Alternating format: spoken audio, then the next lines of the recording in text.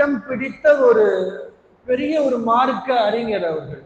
ஹஜ்ரத் அப்துல்லா இப்னு Mubarak ரஹ்மத்துல்லாஹ். நம்ம பயான்ல எல்லாம் கேட்டிருப்போம், அவங்க பேர் நம்ம கேட்காம இருந்திருக்க மாட்டோம். அந்த அளவுக்கு ஒரு பிரபலியமான ஒரு மார்க்க அறிஞர் அவங்க, ஹஜ்ரத் அப்துல்லா இப்னு முபாரக் ரஹ்மத்துல்லாஹ். ஹஜ்ரத் அவங்க ஹரம் ஷரீஃப்ல உறங்கிட்டு இருக்கிறாங்க, நல்ல தூக்கத்துல இருக்கிறாங்க. ஹஜ்ரத்துக்கு ஒரு கனவு வருது. என்ன கனவுனா, அந்த கனவுல 2 மலக்குமார்கள் வர்றாங்க. 2 மலக்குமார்களும் பேசிக்கிறாங்க அந்த கனவுல. பொதுவாகவே ஒரு விஷயம், மலக்குமார்களுக்கு ஒரு எல்லைக்கு மேல அவங்க யோசிக்க மாட்டாங்க, ஒரு அளவுக்கு மேல பேச மாட்டாங்க, பேசக்கூடாது. அவங்களுக்கு ஒரு எல்லைக்கு மேல ஒரு விஷயம் தெரியாது. அந்த கனவுல 2 மலக்குமார்கள் பேசிக்கிறாங்க. ஒரு மலக்கு சொல்றாரு, இந்த வருஷம் எத்தனை பேர் ஹஜ்ஜுக்கு வந்திருப்பாங்க? கேள்வி கேட்கிறாரு இன்னொரு மலக்கிட்ட. இந்த வருஷம் எத்தனை மலக்குமார்கள் எத்தனை முஸ்லிம்கள் இந்த வருஷம் ஹஜ்ஜு செய்யறதுக்கு வந்திருப்பாங்க அப்படின்னு பேசுறாங்க. அதுக்கு அந்த இன்னொரு மலக்கு பதில் சொல்றாரு, எனக்கு தெரியல அப்படின்னு.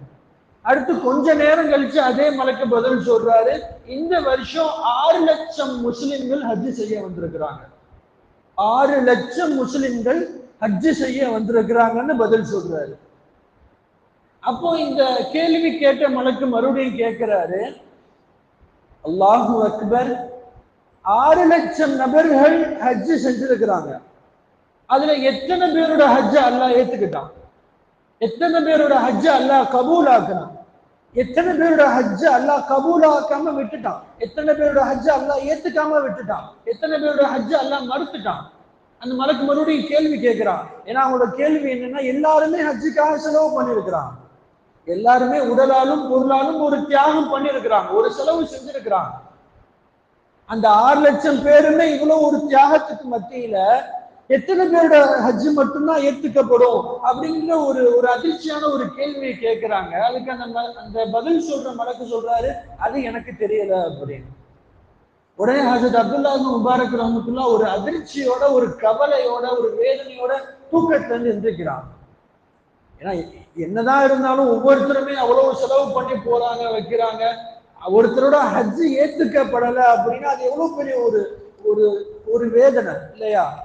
அந்த ஒரு கவலையில எந்திரிக்கிறாங்க. அடுத்தவங்க இன்னொரு முறை அதே சமயத்தில் அதே இடத்துல தூங்கும் போது மறுபடியும் ஒரு கனவு வருது. அதே கனவு, அந்த கனவுல அதே மலக்குமார்கள் வர்றாங்க. இப்போ அந்த மலக்கு சொல்றாரு, பதில் சொல்ற மலக்கு சொல்றாரு, அல்லாஹ் அந்த 6 லட்சம் முஸ்லிம்களோட ஹஜ்ஜையுமே கபூல் ஆக்கிட்டான். அல்ஹம்துலில்லாஹ், அல்லாஹ் அந்த 6 லட்சம் முஸ்லிம்களோட ஹஜ்ஜையுமே கபூல் ஆக்கிட்டான்.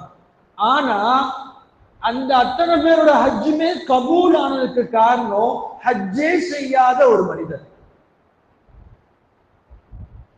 ஹஜ்ஜே செய்யாத ஒரு மனிதர். திமிஷ்க் நாட்டுல ஒருத்தர் இருக்கிறாரு, அவர் செருப்பு தைக்கிற, செப்பல் தைக்கிற ஒரு தொழிலாளி.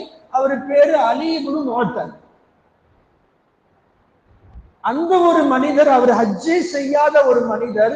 அந்த மனிதரோட பரக்கத்தினால அல்லாஹு தாலா இங்க 6 லட்சம் ஹஜ்ஜ ஏத்துக்கிட்டான், கபூலாக்கிட்டான். அல்லாஹு அக்பர். எந்திரிச்சோடனே அவங்களுக்கு ஒரு சந்தோஷம். அப்துல்லா இப்னு முபாரக் ரஹ்மத்துல்லாஹி அல்ஹம்துலில்லாஹ். ஏன்னா அந்த டயத்துல அவங்களும் ஹஜ்ஜு செஞ்சிருந்தாங்க. அவங்களுக்கு அவ்வளவு சந்தோஷம், ஒரு பூரிப்பு. இதை தாண்டி அவங்களுக்கு ஒரு ஆச்சரியம். அப்படி அந்த மனிதர்கிட்ட என்ன அமல் இருக்கு? அதாவது ஹஜ்ஜே செய்யாத ஒரு மனிதருடைய ஒரு அமல் 6 லட்சம் பேரோட ஹஜ்ஜு கபூல் ஆகிறதுக்கு காரணமா இருக்குன்னா, அப்படி அவர் என்ன பண்ணிட்டாரு? அலி இப்னு முஅத்தல்ங்கிறவரு அப்படி என்ன அமல் செஞ்சிருக்கிறாருன்னு அவ்வளவு ஒரு ஆச்சரியம் கண்டிப்பா இருக்கும் இல்லையா? 6 லட்சம் நபர்களோட ஹஜ்ஜு ஒரு இடத்துல ஏற்றுக்கப்படுறது, கபூல் ஆகுது அப்படின்னா ஒரு சாதாரணமான விஷயம் கிடையாது. அது அவ்வளவு ஆச்சரியம். அந்த அந்த சமயத்திலே அவங்க திமிஷ்க் நாட்டுக்கு புறப்படுறாங்க. திமிஷ்க் நாட்டுக்கு புறப்படுறாங்க. அவங்களோட முகவரிய, அவங்களோட டீட்டெயிலை விசாரிக்கிறாங்க. அவங்க வீட்டுக்கு போறாங்க, பாக்குறாங்க. எந்த இடத்துலயுமே இந்த மாதிரி ஒரு கனவு கண்ண இந்த மாதிரி பேசினாங்க, வச்சாங்க, எந்த ஒரு விஷயத்தையுமே வெளிப்படுத்தாம ஒரு பிற முஸ்லிம்கிட்ட போய் அறிமுகமாகி பேசுற மாதிரி பேச்சு கொடுக்குறாங்க. அப்பதான் அவங்களுக்கு ஒரு விஷயம் தெரிய வருது. இந்த அலி இப்னு முஅத்தல்ங்கிற அந்த ஒரு பெரியார் அவருக்கு ஹஜ்ஜு செய்யணும்னு ஒரு பயங்கரமான ஒரு பேராசை. எப்படியாவது ஹஜ்ஜு செஞ்சிடணும்னு. ஆனா அவருக்கு அந்த அளவுக்கு வசதிய வாய்ப்புள்ள மனிதர் கிடையாது. அப்துல்லா அலி இப்னு முஅத்தல்ங்கிற அந்த பெரியார் வசதி இல்லாதவர். ஆனா அவருக்கு ஒரு பெரிய ஒரு ஆசை, எப்படியாவது நம்ம மவுத்துக்குள்ள ஹஜ் செஞ்சோம். அவர் என்ன பண்றாரு, அதனால தான் வருமானத்துல இருந்து வர்ற தொகைய கொஞ்சம் கொஞ்சமா சேர்க்க ஆரம்பிக்கிறார். கிட்டத்தட்ட 30 வருஷம் சேர்க்கிறார். கிட்டத்தட்ட 30 வருஷம் சேர்க்கிறாரு. 3000 தீனார்கள் சேருது. 30 வருஷம் அவர் தன்னோட தொழில இருந்து சேர்க்கிற பணம் 3000 தீனார்கள். அந்த 3000 தீனார் ஹஜ் செய்யறதுக்கு போதும். அல்ஹம்துலில்லாஹ். 30 வருஷத்துல தன்னுடைய ஆசையை நிறைவேற்றுறதுக்கான ஒரு வழி அவர் பிடிச்சிட்டாரு. ஹஜ் செய்யறதுக்கு காசு சேர்த்துட்டாரு, திரட்டிட்டாரு, எல்லாமே ரெடி பண்ணிட்டாரு. ஹஜ்ஜுக்கு போறதுக்கு எல்லாமே ரெடி அவருக்கு. இந்த சமயத்துல அவர் பக்கத்து வீட்டுக்கு போறாரு. ஒரு டைம்ல அவர் பக்கத்து வீட்டுக்கு போறாரு. பக்கத்து வீட்டுல அவர் எல்லாமே அவங்க நண்பர் தான். பக்கத்து வீட்டுல போறாரு, உள்ள போறாரு. அங்க அவரோட நண்பர் சாப்பிட்டுக்கிட்டு இருக்கிறான். அப்ப அவங்களுக்கே ரொம்ப சங்கடமா போயிடுது. சாப்பிடுற நேரத்துல நம்ம வந்துட்டோமே, உள்ள போயிட்டோமே அப்படின்னு அவருக்கு ரொம்ப சங்கடமா இருக்கு. அதனால வெளியில வந்துடுறாரு. வெளியில வந்தோடனே உங்களுக்கு ஒரு யோசனை தோணுது, என்னதான் நம்மள ஒரு சாப்பிடுறவங்க உட்காருங்க, நம்ம ஃப்ரெண்டு நம்மள ஒரு வார்த்தை கூட சொல்லலையே அப்படி. மறுபடியும் ரிட்டர்ன் அந்த வீட்டுக்கு போறாரு. எப்பா என்னதான் இருந்தாலும் நீ வந்து வந்து சாப்பிட உட்காருன்னு சொல்லி இருக்கணும் இல்லையா அப்படின்னு. அப்போ அந்த நண்பர் சொல்லுவாரு, என்னால உங்களை அப்படி கூப்பிட முடியாது, உங்களை சாப்பிட சொல்லி உங்களை உட்கார வைக்க முடியாது.